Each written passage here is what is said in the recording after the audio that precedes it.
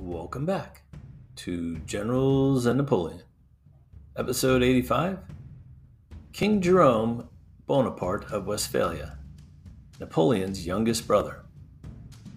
Before we begin, I'd like to remind all of our listeners that if you'd like to support our podcast, please go to patreon.com/Generals and Napoleon. There you'll find three options. We have a $2.50 a month option, a $5 a month option, and a $10 a month option for donations and contributions. We very much appreciate all support. As always, thank you for listening, and now, on with the show. Another great episode, another great guest. We have the great, legendary Graham Callister on the line once again. Hello, Graham. Hello, how are you? Good. I'm working on my intros. I'm trying to find superlatives for you, but there just aren't enough that really sum you up. So hopefully that's okay. Hey, you're far too kind. For those of you who don't know Graham, he's been on our show before. Really brilliant author, and he has a new book coming out. Do you want to tell us a little bit about that book? Yeah, it's on the Battle of Waterloo, called Waterloo, the Attack of First Corps. That's the French First Corps under d'Erlon, and it's about this attack of d'Erlon's corps at the start of the Battle of Waterloo, which is a somewhat overlooked episode. You know, it doesn't have the glory of the old guard or the cavalry charges or Hougomont, but it's a really important episode of the battle, and I go into quite granular detail about what happens, what the forces are, who is there. There's some interesting revelations, I like to think, in the book. So do check it out if you're interested in the Battle of Waterloo. Yeah, I don't think people understand how close d'Erlon was to breaking through, or how he kind of rallied his broken corps and kind of basically caught Le Haye-Saint, correct? Yeah. It's like I said, it's an understudied part of the battle, but also people often overlook how close this was to victory. It's one of the two, maybe three moments in the battle where Napoleon could have won it.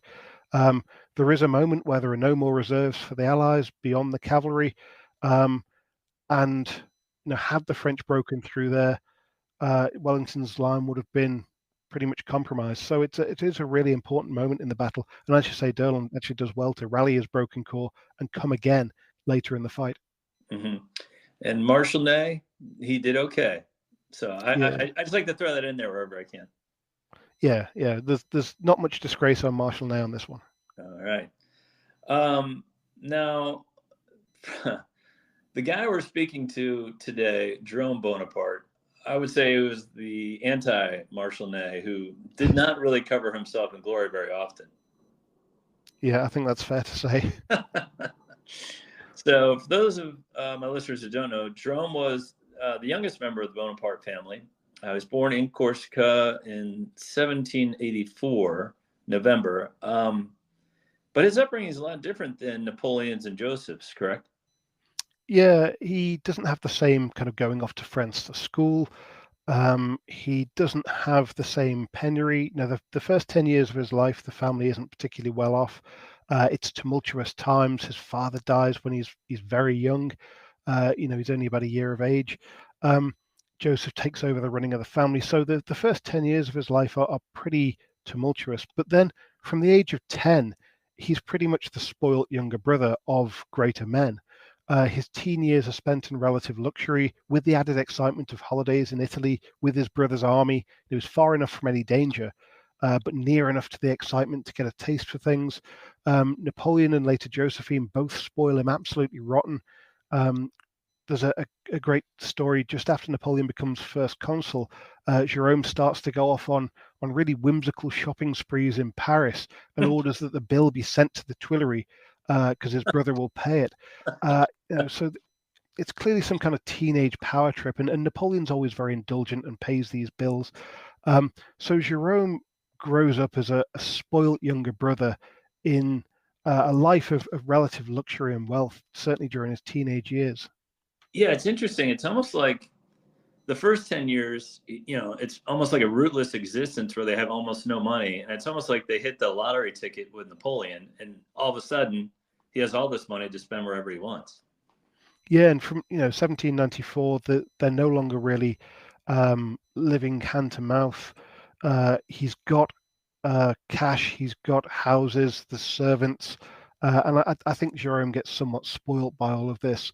His mother will have kept him quite grounded. She remained grounded even when her sons and daughters were monarchs and were ruling the continent. So I think his mother will have kept him in check a bit.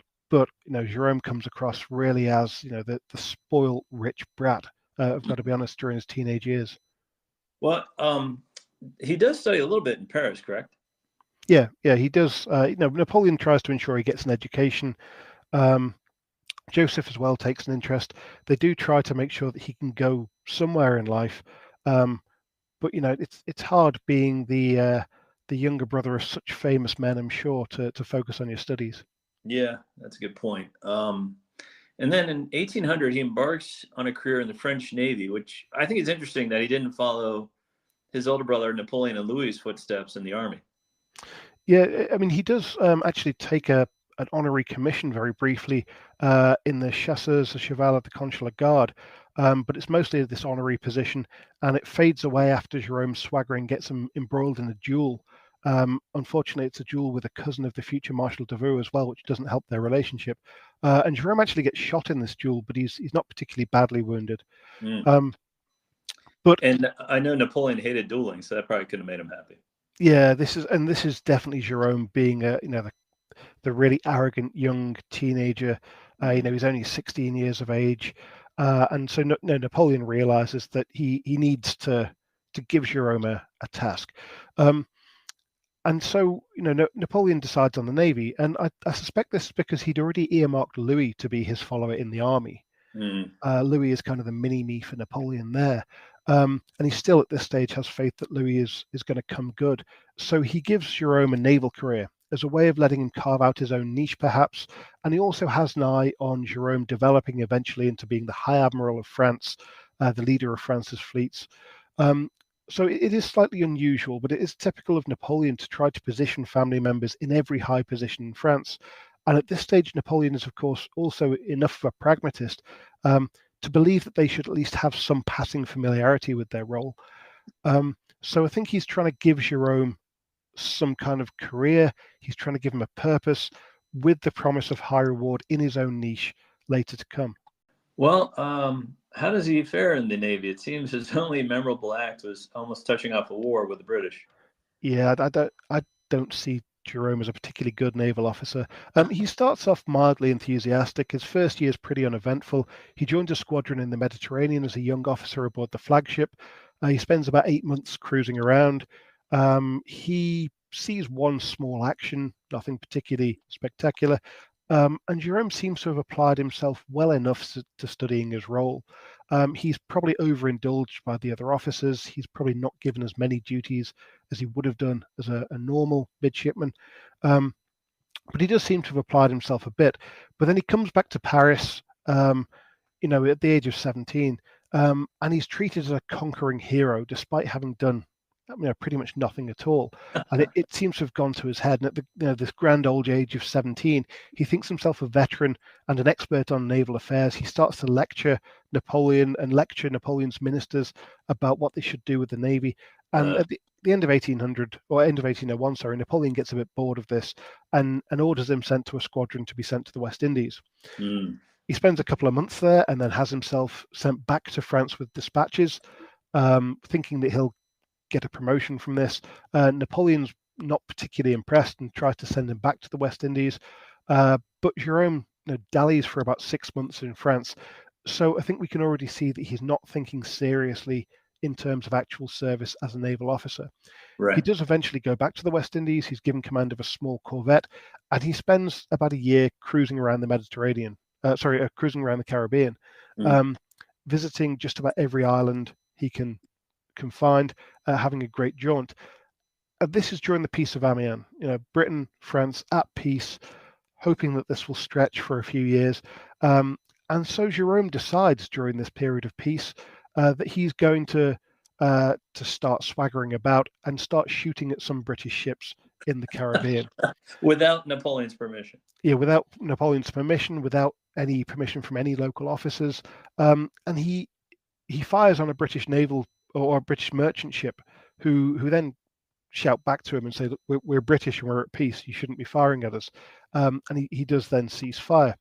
And when the report of this reaches his admiral, the admiral is furious with Jerome and says, no, even a moderate sailor should have realized that this ship was flying a British flag. You don't fire at it. And he orders Jerome back to France and says, go and speak to your brother before anyone else tells him the news. Get your side in first. You might be able to get away with this. But Jerome refuses and says, no, I have a different opinion of this. I did nothing wrong. He dithers around in the Caribbean. He decides he's going to take a pleasure cruise up to the United States. So having nearly started a war with Britain, he kind of doesn't care. He just carries on sailing around. So I don't think he's a very good naval officer. I don't think he's in it for the service. And he shows at this stage that he really isn't going to be taking orders from anyone just because they happen to be an admiral when he is the brother of the first consul. Yeah, and that'll come back up later in the invasion of Russia, but we'll get to that. So somewhat pleasure boating, somewhat fearing Napoleon's wrath, he kind of flees the United States, or does he just want to hang out in the United States and party there? Like, other than running up huge debts there, what's he doing there? I think he's got this idea that he wants to sail around and see things, but also I suspect he's trying to put off this meeting with Napoleon that he'd have to have if he gets back to France. So he does sail up to the United States in a merchant vessel, and he basically acts like the spoilt kid that he's become. He's now about 20 years of age. For years now, he's thought of himself as a bit of a celebrity because of his family connections. He's got wealth, or at least the ability to borrow money. He's got glamour. He's got position, and he pretty much just ends up living the high life. In high society across the United States, wherever he goes, he's feted. He's a person of interest, and he just parties. He spends a lot of other people's money. He ignores all orders from all French officers and the French ambassador to go back to France. When they send him direct orders, he just writes back and says, I have a different interpretation of this. So he's having a great time, and he's not willing at this stage to get back to France. It's interesting though. Like, you think even a 20-year-old would realize it's not my glittering personality that's getting me all this publicity. It's my brother and his efforts. But it seems like Jerome never understood that. No, he does seem to think that he's a bit of a hero, but Napoleon maybe brings this on as well. When Jerome returns from his first cruise around the Mediterranean, when he's 17, he is welcomed back to Paris like a conquering hero. When he comes back from the Caribbean with dispatches, that time, he's welcomed back to Paris as if he's some kind of conquering hero. Again, people are writing poems about him being the great sailor, about how the men of the fleet look up to him. So, his head is turned by all this nonsense as well.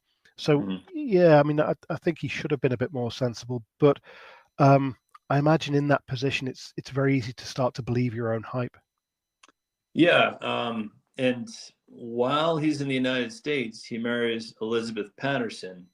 Can you tell us a bit about her and then Napoleon's reaction to this news? She's the daughter of a well-to-do man from Baltimore. The family is perfectly respectable. She is a renowned beauty. She's about the same age as Jerome. I think there's 2 or 3 months difference. She's well educated. She's refined. She speaks French, which helps because Jerome doesn't really speak much English. And so when they meet, they really hit it off. And Jerome becomes a bit infatuated with her and decides he wants to marry her. They get engaged. Jerome tells the French ambassador this, and the French ambassador says, "No, you need to stop this. Your brother will hit the roof when he hears." Right. So Jerome kind of swears him to silence. There's a brief period where they pretend to break off the engagement, but then he goes and marries her in late 1803, pretty much in secret. He gets the Catholic Archbishop, I can't remember of where, maybe Baltimore, to kind of conduct the marriage. So this is sanctified by a high religious office. So it's not like Lucian's, where he kind of got married in secret. This is pretty well known what's going on here. Yeah, it's well known, certainly in America, and he tries to make it as official as possible because he's got a real problem. And the problem is that he's only 20 years old. And under French law, no one can marry without their parents' permission under the age of 21. And that law also states they can't marry abroad. under the age of 21 without a parent's permission. So his marriage is actually illegal. And he persuades the father of Elizabeth Patterson that his brother and mother will accept this marriage when he tells them about it. He promises it'll all be fine, but actually, he's not in a legal position to get married. So I think he tries to overcompensate and get the highest possible figure he can to conduct the ceremony. But when Napoleon hears about this, to say he is furious is probably an understatement. Because he thinks it shows a few things. One, it shows that Jerome disrespects him. He didn't even bother asking for permission. Two, it shows he disrespects the law of France, which at this stage for Napoleon is almost as important. He's trying to have this idea of legitimacy and legality. It shows that Jerome is foolish. It shows that he is disobeying orders from senior officers, from the French ambassador. So it shows in so many ways for Napoleon that Jerome has acted foolishly, and he is enraged. He says the marriage has no legal grounds. He says it can be annulled immediately. He insists that Jerome comes home on his own, and says that if Jerome tries to bring his wife back, she will be banned from entering any French ports and immediately deported if she sets foot on French soil. So Napoleon is absolutely furious with this entire arrangement. When you need mealtime inspiration, it's worth shopping Kroger, where you'll find over 30,000 mouth-watering choices that excite your inner foodie. And no matter what tasty choice you make, you'll enjoy our everyday low prices, plus extra ways to save, like digital coupons worth over $600 each week. You can also save up to $1 off per gallon at the pump with fuel points. More savings and more inspiring flavors make shopping Kroger worth it every time. Kroger, fresh for everyone. Fuel restrictions apply. Yeah, it's interesting to me. Like, Napoleon was not in the business of promoting fools, and this should have been a warning sign, many warning signs. And just, you know what, give Jerome a country estate, give him money, but just put him off on the country and not give him anything. But Napoleon goes the other route and is like, all right, I'm going to give him all these titles and awards and stuff. It seems like Napoleon's as much his fault, like you were saying, as Jerome for all this. Yeah, I think Napoleon always hoped that this was just youthful hijinks, that this was just youthful exuberance, and Jerome would come to his senses, and if you just gave him more responsibility, he'd grow into the responsibility. I guess with some men that does work. There are some people who have a misspent youth, but then they're given a role and they really mature in it. And maybe Napoleon hoped that for Jerome, but it doesn't really happen, alas. And the tragic comedy of errors that continue with Jerome, he and his pregnant bride attempt to re-enter Europe. How does this go? Oh, well, as you can imagine, it doesn't go too well. So firstly, Jerome is ordered to return to France on a French frigate. He refuses because he thinks that now they're at war with Britain again, the frigate will be intercepted, and he fears capture. And then he contracts to go on a ship that gets wrecked. I think it's in Chesapeake Bay still. So he has to land again, loses most of his possessions, and finally he takes a trading ship with his wife off to Lisbon. But by then, Napoleon's declared their marriage illegal. He's made it clear to all French ambassadors and consuls across Europe that they should refuse Jerome's wife permission to enter France. So when they arrive in Lisbon, Jerome is told, you can proceed on your own, but you have to leave your wife here. Eventually, Jerome decides to go to Italy, where Napoleon is at that stage, to plead his case. And he sends his wife Elizabeth off to Amsterdam, thinking that she can land in Amsterdam and he can go and get her later. But of course, Amsterdam is in the Netherlands, controlled by the French, and they refuse her permission to land as well. And so the ship ends up taking her to England, where she's actually treated as a bit of a celebrity because there's a real interest in Jerome's wife. And when Napoleon hears that she's being treated as a celebrity, he assumes that she's kind of defected to Britain, and so that turns him against him even more. When he meets Jerome, he says to Jerome, you either do what I tell you or I will court-martial you. I'm absolutely fed up with you. Because Jerome's been disobeying orders from senior naval officers for years as well. Right. So Jerome is, threatened by Napoleon, and Jerome doesn't have either the moral courage or quite frankly, the intelligence to really play the game with Napoleon, and he ends up being browbeaten essentially into giving up his wife and child. For a while, he continues to write to Elizabeth Patterson saying, you are still my wife. I'll talk my brother round. Just wait for a few months. But in the end, he is persuaded by Napoleon or bullied by Napoleon into accepting that marriage has been annulled, into never seeing them or not seeing them again, at least while Napoleon was in charge. Yeah, it's kind of tragic in a way. Jerome's baby ends up being born in England, and he doesn't see his son for 2 decades. So that part's quite sad. Yeah, absolutely. And it seems that this was a genuine attachment that Jerome had to Elizabeth Patterson. It was a real love match, and he genuinely regretted having to give her up. But on the other hand, I think Napoleon dangled wealth, riches, power in front of him, and he chose that, unlike Lucien, who chose his wife over Napoleon. Yeah, it's interesting. Well, in return for ending his marriage as ordered, Napoleon makes him a general in the army and also makes him king of the new territory of Westphalia, which in our Napoleonic story, Napoleon ends the Holy Roman Empire and kind of jerry-rigs or gerrymanders this new, basically, country. What territories make up this Westphalia? So it's pretty much in northwest Germany. Territories will include Hesse, bits of former Hanover, bits of Prussian territory of Magdeburg and Brunswick. Its capital is around Cassel, if people know where that is, but northwest Germany, essentially. Okay. He takes a new bride, Princess Katerina of Württemberg, and they make, like you said, the capital in the city of Cassel. How does he do as king? It's interesting that Louis was made king of Holland around the same time, and Louis really tried to, take on the Dutch ways, protect Dutch interests. Jerome seems to take a different tact. Yeah, I think Jerome is pretty ineffectual as a king. He is still in his early 20s when he becomes king. He's suddenly offered these big trappings of wealth and power, and he once again kind of treats himself like a celebrity. He spends a huge amount of money. He does almost no work. He loves the court and the trappings of power and the bowing and the scraping, but he doesn't like to act as a monarch. On the other hand, he does leave the running of the country to French administrators who actually run the country pretty efficiently and cause Napoleon maybe fewer problems than either Louis or Joseph do. So in that regard, he's quite good as a king because he doesn't try to interfere too much. Right. There are fiscal reforms, there are governance reforms, and he does get praise for them, but actually he has very little to do with them. And as time goes on, his lavish spending on the court especially starts to bankrupt the kingdom. It's not helped by the fact that he has to pay for French garrison troops as well. But by 1812, his country is pretty much on the brink of bankruptcy. He spends as much on his court as Napoleon does on the French court. And given the respective size of the countries, that's absolutely ridiculous.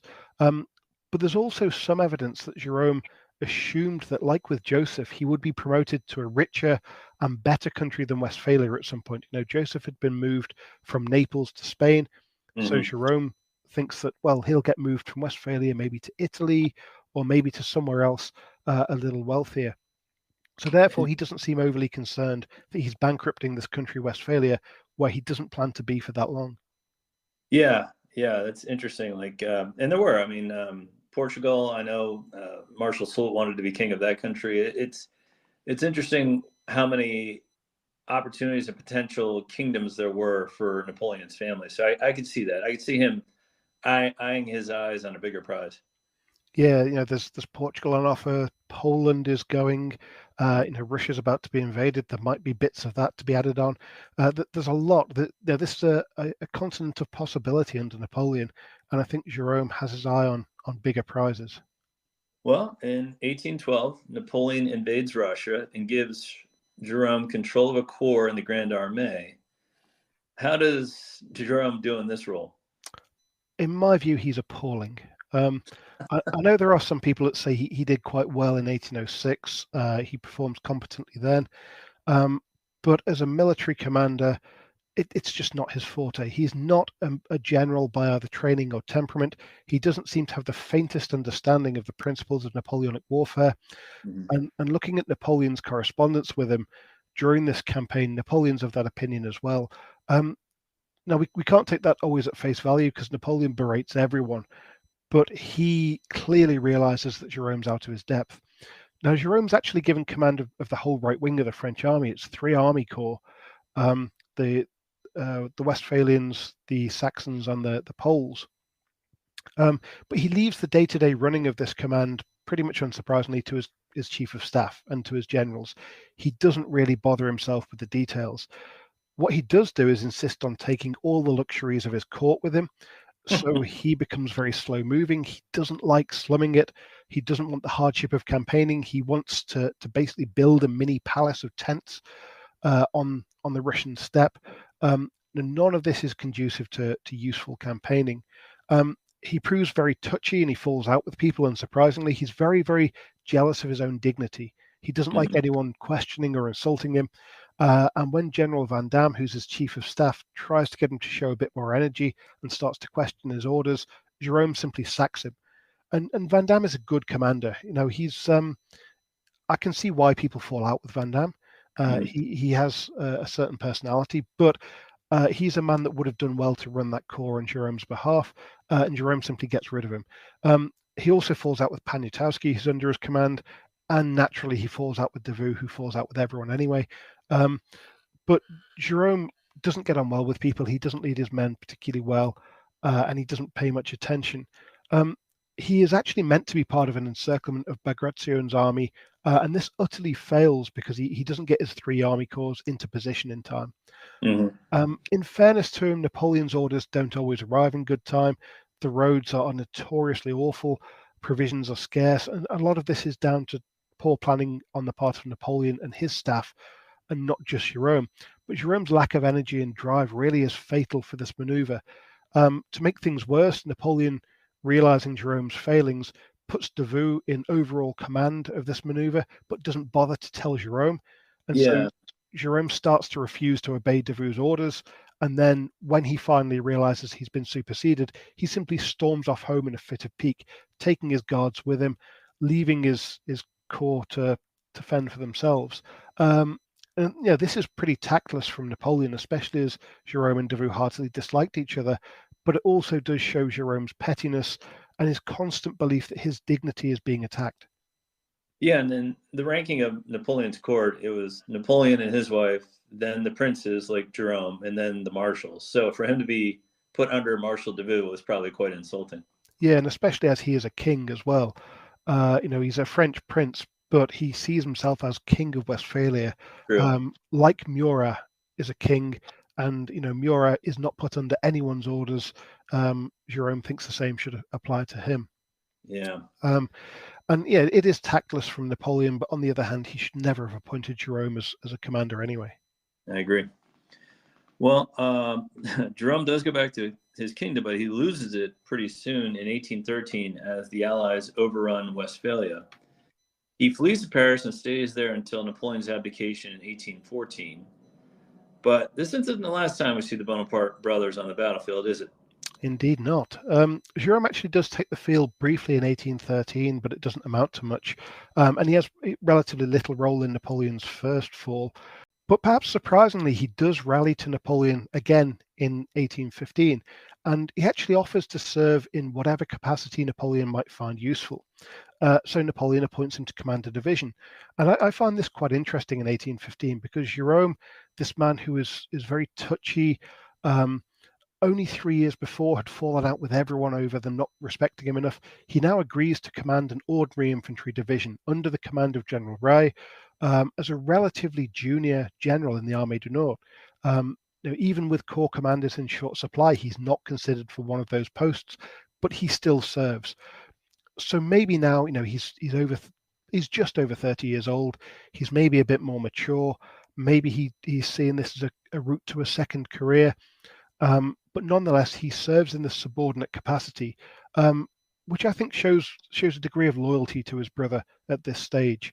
And he does serve on the campaign, and he does fight, of course, at Waterloo, albeit, has to be said, not particularly successfully. Yeah, let's talk about the Hougoumont farmhouse and the attack there. I've read that it was supposed to be a diversionary tactic to get Wellington to send reserves over there. But it seems like it kind of degenerated into like an all-out assault that Jerome wouldn't say no to. Like he just kept pouring men into it. Is that correct? Yeah, it's an interesting one because the Hougoumont incident doesn't feature in Napoleon's initial orders for the battle. So it's not quite clear whether it is simply an attempt to clear out Hougoumont and give Napoleon more tactical options, or whether it's a diversion. But either way, Jerome sends in one brigade first that fails, takes the woodland eventually, but fails to take the farmhouse. So he commits another brigade. And then, having basically run out of his own men, he gets Rye to start committing parts of other divisions of the corps to this fight around the farmhouse. And Hougoumont basically starts to drain away the only other frontline corps that Napoleon has available to him, which means that Second Corps can't support First Corps in their advance properly. It means that later there's no infantry available to exploit the breakthrough at La Haye Sainte and to exploit the cavalry charges. And so by Jerome kind of sucking in 3 or 4 brigades worth of troops to this fight around Hougoumont, which really doesn't lead to anything, he does cost Napoleon some reserves. My only thing that I would say to defend Jerome on this is that Jerome is doing this about 600 yards from where Napoleon's standing. The idea that Napoleon couldn't simply intervene and say, "Can you stop doing that, please? Withdraw your troops and reform," is a bit ludicrous. So Jerome is allowed to get away with this, and I think blaming him, he does things that are blameworthy. But had Napoleon desperately wanted those troops back, he could have withdrawn them. Right. That's a good point. Well, we all know what happens at Waterloo. Napoleon loses and has to abdicate yet again. And basically the entire Bonaparte family, including Jerome, has to flee France once the Bourbons return. What are Jerome's later years like? Yeah, so as you say, he has to flee France. He and his wife are actually put under house arrest after Napoleon's beaten because they don't manage to get out of France in time, but they're then released and go into exile abroad. Jerome is, of course, married to the King of Württemberg's daughter, and so he's given a princely title, but they go and live abroad in Italy and then in Switzerland. His wife dies in 1835. In 1840, he marries again to a widow, and he lives pretty much a quiet life in exile. He's got a degree of wealth, he has connections, he has his title of prince, and he lives quietly until about 1848, when, of course, his nephew becomes firstly becomes president of France, and then launches his coup 3 years later and becomes Napoleon III. And at this stage, he's given all the honors that are due to an imperial uncle. He's made governor of the Invalides as a first step, and then he's made Marshal of France, and he's seen as the great older statesman, maybe, of the Bonaparte clan. Yeah, I find it interesting. 2 things. One, that he's made Marshal of France, and 2, I believe he's the only one of the Bonaparte brothers that was photographed. Yes, yeah, he's the one that survives long enough to have a photograph taken. It's like seeing a photograph of the Duke of Wellington. It seems odd. There shouldn't be a photograph of these people, but there are. Yeah, no, it's great that there are. Jerome dies in 1860. His legacy is mixed at best. Most consider him the most unsuccessful of Napoleon's brothers. What's your take on him? I have to confess, I'm not a fan of Jerome. I think he's fairly useless. He seems to be a spoilt child who becomes a spoilt adult. He seems very touchy. He doesn't seem willing to do much hard work. He seems to assume that the world owes him a living. On the other hand, he's a man who had a very disrupted childhood. A lot of uncertainty till the age of 10, and then sudden wealth and a degree of celebrity that will have shaped him. I don't think he was a particularly good king. I don't think he was a particularly good general. It's possible he seemed to recognize that as well, though, because he did accept the more subordinate roles in 1815. So I am quite harsh on Jerome. Admittedly, I'm sure he had some redeeming features. It's just I can't quite find them.